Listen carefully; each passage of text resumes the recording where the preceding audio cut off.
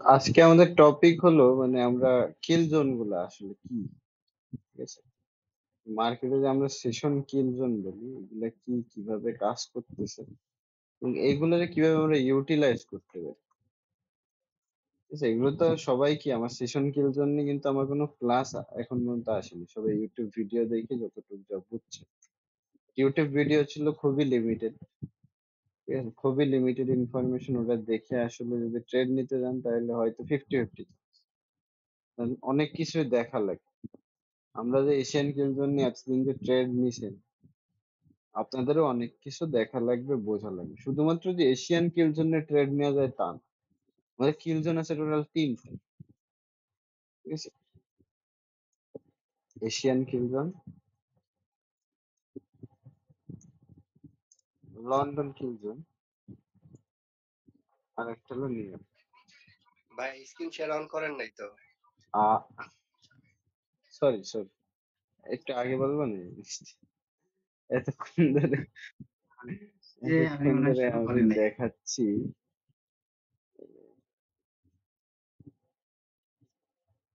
দেখা যাচ্ছে? হ্যাঁ ভাই, দেখা যায়। জি ভাই, দেখা যায়। আমার কিল জোন আছে টোটাল 3টা, ঠিক আছে? Asian kill zone, London kill zone আর নিউ ইয়র্ক কিল জোন। আমরা শুরু করতেছি এশিয়ান কিল জোন দিয়ে, কারণ আমরা দিনের প্রথমটাই কিন্তু শুরু করি এশিয়া, তাই না? যে দিনের প্রথম যে ট্রেড, যেটা দুপুর বেলা আমরা নেই, এটা এশিয়ান কিল জোনের উপর ডিপেন্ড করে নেওয়া লাগে।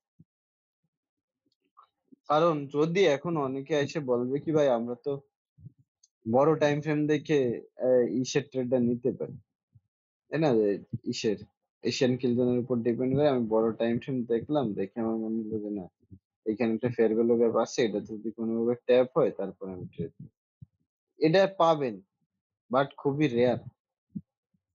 খুবই রেয়ার বলতে কি, রেয়ার বলতে আমি বুঝাইতেছি খুবই কম, সপ্তাহে একটা ট্রেড, 2টা ট্রেড এরকম। বাট আমি যে প- মানে এশিয়ান কিলজন আমি যেভাবে ইউজ করি, এখানে ডেইলি ট্রেড পাওয়া যায়, যে কোনো পেয়ারে, কোনো না কোনো পেয়ারে ট্রেড থাকবে। আমাদের জাস্ট আইডেন্টিফাই করতে হবে যে কোন পেয়ারে আমাদের ওই জিনিসগুলো হইতেছে, এন্ড সেশন কিলজনের উপর ডিপেন্ড করে, এবং কিলজন গুলা কেন কিলজন বলা হইতেছে এটার বলি। সেশন টাইম কিন্তু আলাদা জিনিস, ঠিক আছে? এটা ভালোভাবে বুঝবেন। সেশন টাইম আমাদের নর্মাল যদি দেখেন, আমাদের এশিয়ান সেশন কিন্তু শুরু হয় এইখান দিয়ে। আমাদের এশিয়ান সেশন কিন্তু শুরু হয় একেবারে মার্কেট ওপেনিং দিয়ে, যেটা বাংলাদেশ টাইম কয়টা, 4টা। 4টার সময় কিন্তু মার্কেট ওপেন হয়ে যায়, তো ওইখান থেকেই শুরু হয়। বাট আমি কাউন্ট করি কিন্তু 5টা থেকে। এবং এশিয়ান জোনের ভিতরে আবার এখানে আবার টোকিও রানিং থাকে, সরি, টোকিও তো এশিয়া, ঠিক আছে, বাট সিডনি সেশনও রানিং থাকে। তো এই দুইটা একসাথে ওভারল্যাপ হয়। আমি ওভারল্যাপিং হিসাব করি না, শুধুমাত্র যে কোনো শুধুমাত্র ওই সেশনটার টাইম আমার কাজে। আমার ওভারল্যাপিং দিয়ে কোনো প্রয়োজন নেই। এইখানে কিন্তু একসাথে, ভালোভাবে বুঝবেন, এইখানে কিন্তু একসাথে দুইটা চলতেছে। লন্ডন কিন্তু শুরু হয় 1টার সময়, আমি একটা টাইম ফ্রেমে ধরলাম লন্ডন শুরু হয় 1টার সময়।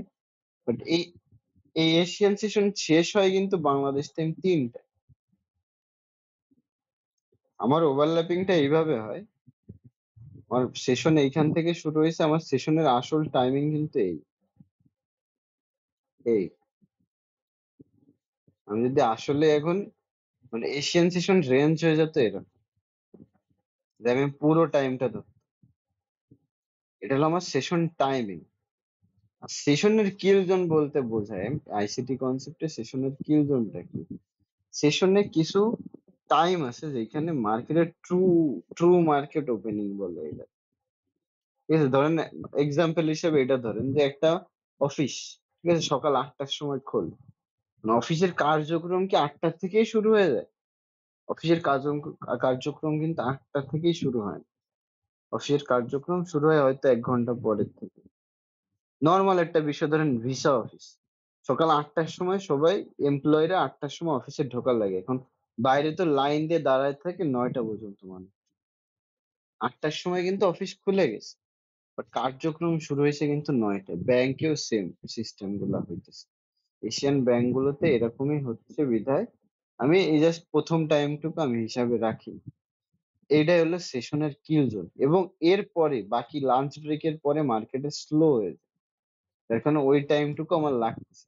এবং অ্যালগোরিদমিকলি এটা মানে আইসিটি অনেকবার ব্যাক টেস্ট করে দেখছে, আমি নিজে অনেকবার ব্যাক টেস্ট করে দেখছি আসলে জিনিসটা ট্রু কিনা, যে আসলে যে সেশনের কোনো হাই বা লো সুইপ হওয়ার পরে মার্কেট কি উপরে বা নিচের দিকে অপোজিট সাইডে যাইতেছে কিনা, এটা আসলে ট্রু।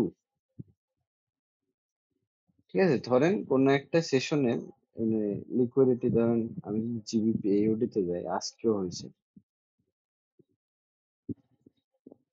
এই যে এই ট্রেড,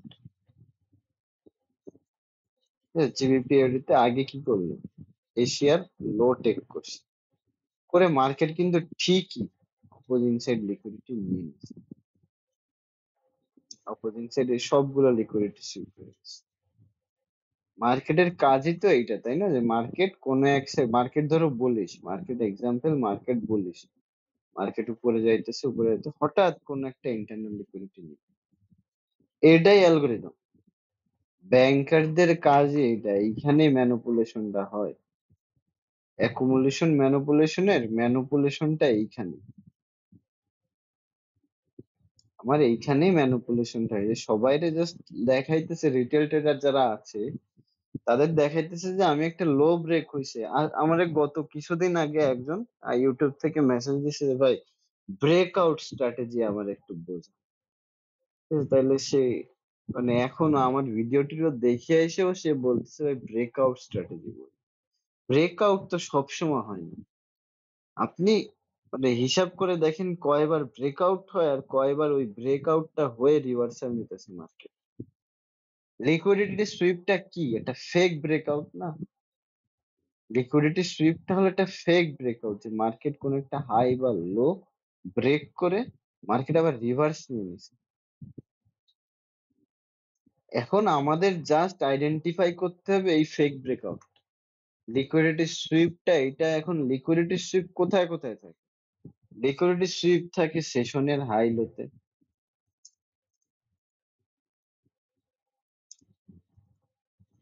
ঠিক আছে, কোন একটা ডেইলি ক্যান্ডেলের হাই লোতে,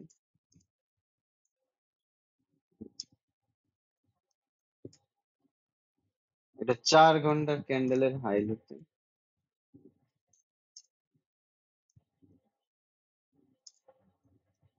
না, আমাদের জাস্ট মানে আমি জাস্ট বড় টাইম ফ্রেম গুলো, উইকলি ক্যান্ডেলের হাই লোতে থাকে।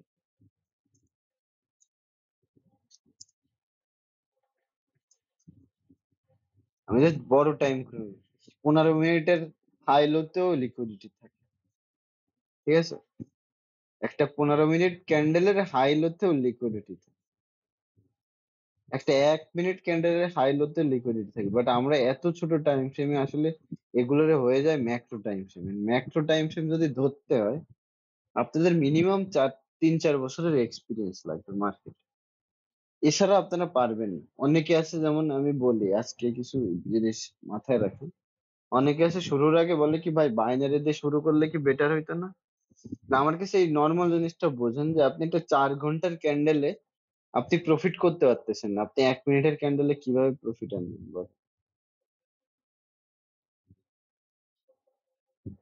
এখন এটাই হলো বিষয়, যে আমরা তো শুধু বড় টাইম ফ্রেম গুলো আইডেন্টিফাই করবো, এর থেকে ছোট টাইম ফ্রেম আসলে আমার দরকার নাই,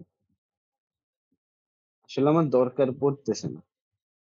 এর থেকে ছোট টাইম ফ্রেমে খুবই কম পয়েন্টের কাজ, অনেক বড় লট মারা লাগবে, রিস্ক বেশি, ঠিক আছে, রিস্ক বেশি এবার রিওয়ার্ডও কম। এখানে রিস্ক কম, রিওয়ার্ড বেশি, হিসাবটা কিন্তু এরকম। তা আমরা কি সবসময় আমাদের যে পকেটের টাকা কোথায় ইনভেস্ট করতে যাব, যেখানে রিস্ক কম সেই জায়গাতেই।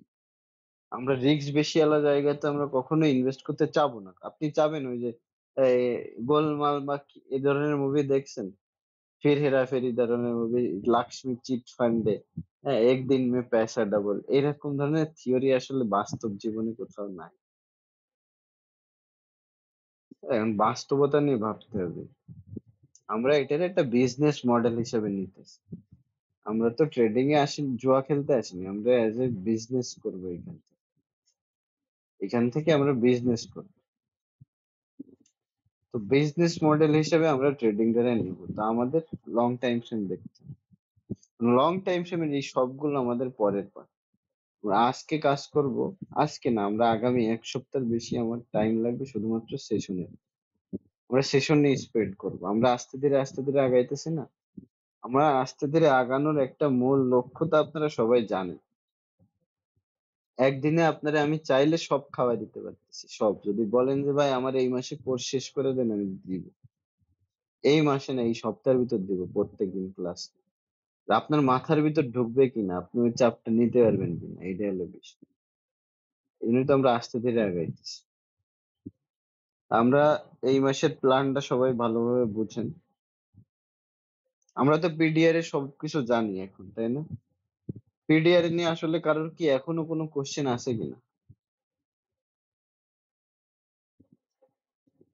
পিডিআর এ যেমন liquidity sweep, change of character নিয়ে সবার কোশ্চেন আছে, আমি জানি। সবার কাছ থেকে সেম কোশ্চেন আছে ভাই, চেঞ্জ অফ ক্যারেক্টার আইডেন্টিফাই করতে পারি না, বা সমস্যা হচ্ছে, এটা স্বাভাবিক। রিয়েল মার্কেটে টাইম স্পেন্ড করতে করতে এই 3-4 মাসে ইনশাল্লাহ হয়ে যাবে। আগামী 3 মাসে হয়ে যাবে এটা। আমরা তো আগামী 3 মাস রিয়েল মার্কেটে অনেক টাইম স্পেন্ড করতে হবে। আগামী 3 মাসও বলবো না, আগামী 2 মাস লিস্ট। এই মাসটা আপনি টাইম বাদ দেন, এই মাসটায় ট্রাই করেন কি নেক্সট মাসের 10-15 তারিখের ভিতরে এমন একটা শিডিউল বানান যেখানে আপনি রিয়েল মার্কেট লিস্ট দিনে 3 থেকে 4 ঘন্টা টাইম স্পেন্ড করতে হবে। আপনার ডেইলি সব কাজ বাজের ভিতরে বা কাজ বাজ ছেড়ে এর বাইরের টাইমটা বের করে 3 থেকে 4 ঘন্টা রিয়েল মার্কেটে টাইম স্পেন্ড করতে হবে। লিস্ট 2 ঘন্টা এশিয়া, 2 ঘন্টা নিউ ইয়র্ক, এই দুই টাইম না করলে আসলে আপনি বুঝবেন না যে আসলে কোথায় চেঞ্জ অফ ক্যারেক্টারটা হইছে, কোথায় এন্ট্রি। কারণ আমরা পিছনের মার্কেটে দেখে কিন্তু খুব ইজিলি যে কেউ বলে দিতে পারে যে এইখানে এই হয়েছিল, এই জন্য আমি ট্রেড নিছি। বাট লাইভ মার্কেটে যখন ঢুকবেন না, তখন কিন্তু এগুলো আইডেন্টিফাইং আরো টাফ হয়ে যাবে আপনার জন্য। তা আরো বেশি টাফ হয়ে যাবে আপনার জন্য। তো তখন তো আপনার পেইন খাবে, খুবই পেইন খাবে। তো এই কারণেই বলতেছি যে আসলে আগামী মাসটা মানে রানিং মাসটায় আমরা কিন্তু সেশন নিয়ে কাজ করব, আর শিখবো হলো টার্টেল সুপ। এই পুরো মাসটা আমরা সেশন নিয়ে কাজ করব, সেশনের টাইমিং, সেশনের কোন টাইমটা আসলে বেস্ট আমাদের জন্য, কোন টাইমে বসলে আমরা ভালোভাবে ট্রেড এন্ট্রি পাবো, কোন টাইম থেকে চার্ট দেখা শুরু করব, ঠিক আছে, এইগুলো দেখবো। সবগুলো সেশন, প্রথমে এশিয়া, লন্ডন, দেন আমরা আসবো নিউ ইয়র্কে। তারপরে আমরা এর পরের সেট আপ আসবে টার্টেল সুপ। টার্টেল সুপে আসলে এই মানে সেশনের কোনো দরকারই নেই, টার্টেল সুপটা অন্য ধরনের খেলা। টার্টেল সুপ ধরতে পারলে সপ্তাহে একটা ট্রেড ধরতে পারলে এনাফ হয়ে যায়। এই সপ্তাহে আমি 3টা ট্রেড নিচ্ছি এশিয়া মানে সেশন কিল জোনের উপর ডিপেন্ড করে। একটা ট্রেড আমি সেট আপ পেয়ে গেছি টার্টেল সুপের উপর। আসলে ট্রেডিং কিন্তু এরকম হয়, ঠিক আছে? আপনি যদি বড় ব্যাংকারদের পডকাস্ট শুনেন, ঠিক আছে, তো ট্রেডিংটা ওরা কিভাবে করে একটু ভালোভাবে দেখেন। ওদের সেট আপ থাকে, ট্রিপল এ সেট আপ, ঠিক আছে, তারপরে double A set up, A plus set up, ঠিক আছে, এই 3 ধরনের সেট আপ থাকে। লিস্ট 3 ধরনের সেট আপ থাকে। এখন আমাদেরও এই ধরনের সেট আপ থাকবে, আমরা সেট আপের উপর ডিপেন্ড করে আমাদের রিস্ক ম্যানেজমেন্ট হিসাব করবো যে এর একটা ভালো সেট আপ, ইউনিকর্ন মডেল। আমি এইখানে পুরো মানে যে আমার মানে কনসেপ্ট অনুযায়ী যতটুকু আমি ইনভেস্ট করতাম ততটুকুই করব, ঠিক আছে। এবার ধরেন কোন একটা সেট আপে আপনার চেঞ্জ অফ ক্যারেক্টারটা ঠিকঠাক আসেনি, আপনি তাও এন্ট্রি নিবেন, মনে হচ্ছে যে না আসলে এখান থেকে এন্ট্রি নেওয়া যায়, তো এখানে একটু ইনভেস্টমেন্ট কম করবেন। আর একটু দেখতেছেন যে আসলে মার্কেট রানিং এরকম একটা ব্রেকআউট দিয়ে মার্কেট যাইতে আছে আপনি একটা বাই নিছেন, মানে আরো কম ইনভেস্টমেন্ট হবে। রিস্ক যত বেশি, ইনভেস্টমেন্ট তত কমতে থাকে। আমরা সবসময় ফলো করার ট্রাই করবেন যারা বিগ প্লেয়ার আছে, বিগ ওয়েলস আছে, তাদের স্ট্র্যাটেজি ফলো করে। তারা এখন যদি আপনি বলেন তাদের কাছে তো হিউজ ফান্ড আছে, আমাদের কাছে তো নাই, তো সেই কারণেই তো আপনাদের প্রপ ফার্মে নিয়ে যাচ্ছে। এই প্রপ ফার্মে কিন্তু হিউজ ফান্ড পাবেন আপনারা। ফান্ডারে শুধুমাত্র প্রপার ম্যানেজ করতে হবে। ফান্ডারে আপনার প্রপারলি ম্যানেজ করতে হবে, ইউটিলাইজ করতে হবে এবং ওইখান থেকে কনসিস্টেন্টলি বের করতে করতে এটা টাইম আপনি দেখবেন আপনার কাছে পার্সোনাল ফান্ডই চলে আসে, যেটা দিয়ে আপনি রিয়েল একটা অ্যাকাউন্ট খুলবেন। তখন আপনি রিয়েল অ্যাকাউন্টে কাজ শুরু করেন আপনার। আরেকটু রিস্ক বাড়ায় নিলেন। প্রপ ফরম্যাটটা সবসময় ব্যাকআপ হিসেবে রাখবেন, যতই পার্সোনাল ফান্ড থাকুক। আমি এখনো প্রপ ফরম্যাট ট্রেড করি। চাইলে আমি এখন একটা $10,000 অ্যাকাউন্ট খুলতে পারি আমি, বাট তারপরেও আমি এখনো প্রপ ফার্মে ট্রেড করি, কারণ ওইখান থেকে আমার কনসিস্টেন্টলি একটা আসতেছে। নিজের টাকায় কেন রিস্ক নেবো আমি? যদি আরেকজনের টাকায় রিস্ক নিয়ে এই একটা সুবিধা পাই, নিজের টাকায় রিস্ক নেওয়ার তো কোনো মানে নেই।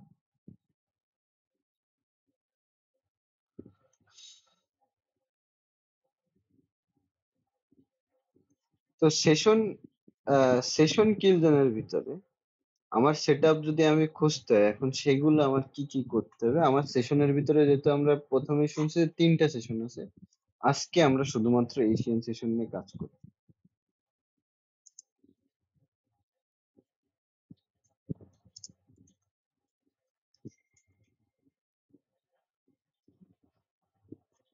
তো এশিয়ান সেশন কিল জোন বলতে আমি কি বুঝাইছি? তো এশিয়ান সেশন কিল জোন বলতে আমি বুঝাইছি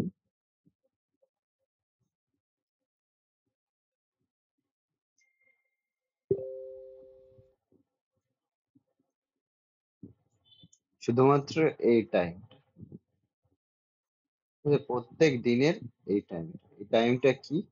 বাংলাদেশ টাইম, সকাল 5টা থেকে ভোর 5টা থেকে 10টা। এই টাইম গুলোর ভিতরে আমার কি কি আইডেন্টিফাই করতে হবে? এখন এই টাইম দেখার আগে আরো কিছু জিনিস আমার আইডেন্টিফাই করতে হবে, ঠিক আছে? এই টাইম দেখার আগে আরো কিছু জিনিস আমার আইডেন্টিফাই করতে হবে। সেগুলো কি? না, এতদিন আপনি এইগুলো জিনিস শোনেননি, এখন মনে হবে যে আসলে আমি নিউ বলতেছি, বাট আপনার ডেইলি বায়াসটা ইম্পর্টেন্ট, ঠিক আছে? আমার ডেইলি বায়াসটা ইম্পর্টেন্ট,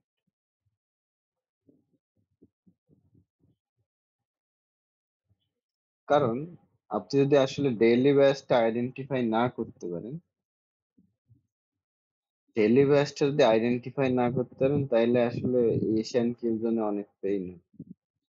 আগে আমার দেখতে হবে আমার ডেইলি বায়াসটা কি। ডেইলি বায়াস আইডেন্টিফাই করার নিয়মগুলো আজকে বোঝেন ভালোভাবে। আসলে ডেইলি বায়াসটা কিভাবে আইডেন্টিফাই করব? ডেইলি বায়াস আমি বলতে কি বুঝাইছি, যে বড় টাইম ফ্রেমের বায়াস, বড় টাইম ফ্রেমে মার্কেট কোন দিকে যাইতে যাচ্ছে। এখন ডেইলি টাইম ফ্রেমের বায়াসে আমি 3 ক্যান্ডেল থিওরি সবচেয়ে বেশি ইমপ্লিমেন্ট করি। 3 ক্যান্ডেল থিওরি। 3 ক্যান্ডেল থিওরিটা কি? যে অ্যাকুমুলেশন, ম্যানিপুলেশন আর ডিস্ট্রিবিউশন, এই 3টা জিনিস। মার্কেট যতই উপরে যাইতে যাক, টানা এরকম বড় বড় 3-4টা ক্যান্ডেল দেখবেন না, খুবই কম, খুবই রেয়ার কেসে এরকম টানা 3টা দেখেন। কতদিন পরে এসে টানা 3টা কিন্তু এরকম অনেকদিন পরে। তাও এই আসল লিকুইডিটি আসলে সুইপ হওয়ার পরে মার্কেট কিন্তু ঠিকই আবার ডাউন ট্রেন্ডে গেছে, আবার ওই লিকুইডিটি আবার সুইপ করছে, আবার ডাউন ট্রেন্ডে গেছে, যে এই ফেয়ার ভ্যালু গ্যাপ গুলো ট্যাপ করলো তারপরে যায়। ওভারঅল মার্কেট আমি দেখতেছি আগের থেকেই বুলিশ, ঠিক আছে? আমি কিন্তু মার্কেটের দিকে তাকালেই আপনি বলতে পারবেন এটা মার্কেট বুলিশ, অন্য কোনো কিছু না। চোখের দেখায় কি আমি কি দেখতে পারতেছি? মার্কেট বুলিশ না, অন্য কিছু দেখা লাগবে।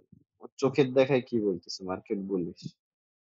এখন এইখানে একটা লিকুইডিটি সুইপ হয়েছে, তারপরেও কি আমি কোনো চেঞ্জ অফ ক্যারেক্টার পাইছি? পাই নাই, এখনো মার্কেট বুলিশ। আপনি যদি বলেন ভাই এখানে তো লিকুইডিটি সুইপ হয়েছে, এই যে, তারপরে মার্কেট কি কোনো চেঞ্জ অফ ক্যারেক্টার দিছে? দেয়নি। মার্কেট কিন্তু আবার এই যে হাইটা স্মুথলি ব্রেক করলো, আবার ফেয়ার ভ্যালু গ্যাপে এসে ট্যাপ করলো, করে আবার বুলিশ দিকে যাইতেছে। ওভারঅল মার্কেট যেহেতু বুলিশ, তো আমার এই হিসেবে সবসময় এইসব মার্কেট গুলাতে টার্গেট রাখবেন যে মানে বেশিরভাগ দিন যদি হাইটা কোনোভাবে সুইপ হয়, ঠিক আছে? হাইটা কোনোভাবে সুইপ হয়, ওইটার প্রবাবিলিটিটা কম ঠিক আছে? প্রিভিয়াস ক্যান্ডেলের হাই যদি সুইপ হয়ে এইভাবে নামে এশিয়ান সেশনে, এশিয়ান 5টা থেকে 10টার ভিতরে যদি আমার প্রিভিয়াস ক্যান্ডেলের হাইটা সুইপ হয়, ঠিক আছে, তাইলে ওটার পসিবিলিটিস অনেক কম। বাট আপনি দেখতেছেন এশিয়ান হাই এন্ড লো মার্ক করছেন, ঠিক আছে, এশিয়ান হাই এন্ড লো মার্ক করে এখন ডেইলি ক্যান্ডেল দেখতেছেন কি এই ক্যান্ডেলটা লো সুইপ হয়েছে।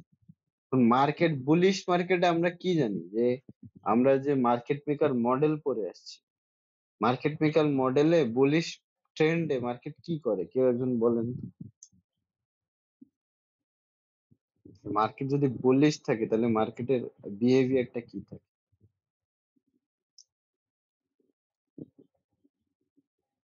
নাই কেউ। ও হ্যালো। যদি মার্কেট বুলিশ থাকে তাহলে ফার্স্ট মার্কেট নিচে থাকা ইন্টারনাল লিকুইডিটিকে আবারও হোরিজন্টাল যায়। ইয়েস, মার্কেট কোন একটা ইন্টারনাল লিকুইডিটি সুইপ করবে না? তাহলে ইন্টারনাল লিকুইডিটি আমি পাবো কি? আমার প্রিভিয়াস ক্যান্ডেলটা দেখা লাগবে, ডেইলিতে দেখা লাগবে 4 ঘন্টায়, দুইটাই জিনিস। 4 ঘন্টায় কোনো ইন্টারনাল লিকুইডিটি আছে? এবার যদি দেখি যে না আসলে সব ওকে, আমার বায়াস যেহেতু বুলিশ, আমার বায়াস তো বুলিশ তাই না, আজকে জিবিপি এওডি তে কি হয়েছে দেখেন, আমার বায়াস তো বুলিশ, মার্কেট এশিয়ান লোটা সুইপ করছে, এটা আমাদের জন্য পজিটিভ, ঠিক আছে, এটা আমাদের জন্য পজিটিভ যে মার্কেট এশিয়ান লো সুইপ করছে। এখন যদি হাই সুইপ করতো তাইলে 50-50 চান্স যে আমি চেঞ্জ অফ ক্যারেক্টার পাওয়ার পরে অনেক সময় দেখবেন যে মার্কেট আবার সেম ডিরেকশনে হয়েছে না আপনাদের সাথে, এশিয়ান লিকুইডিটি সুইপে লস তো পাইছেন, অবশ্যই পাইছেন আমার যারা সাথে এতদিন হ্যাঁ, হ্যাঁ। মানে এতদিন ট্রাই করছেন চেঞ্জ অফ যারা। ক্যারেক্টারও দেয়, চেঞ্জ অফ ক্যারেক্টারও দেয়, আবার মার্কেট কিছুক্ষণ মানে আমার ট্রেডের দিকে থেকে তারপর আবার এসএল হিট হয়। তো এই জিনিসটা যদি আমরা অ্যাভয়েড করতে চাই আমার ডেইলি ব্যাস, ঠিক আছে, আমি বড় টাইম ফ্রেমের ব্যাস। এখন আপনি যদি বলেন ভাই প্রত্যেক দিন কি এইভাবে সম্ভব, প্রত্যেক দিন লাগে না, আপনি জাস্ট উইকলি ব্যাচটাও যদি বোঝেন ভালোভাবে, উইকলি ব্যাচটা যদি আগের থেকে, প্রত্যেক উইকে তো শনি রবি আমি বন্ধ পাই তাই না, অ্যাকুমুলেশন, এই যে ম্যানিপুলেশন, ওই ওই দিনই কি ওই পুরো উইকে ডিস্ট্রিবিউশন হয়েছে না,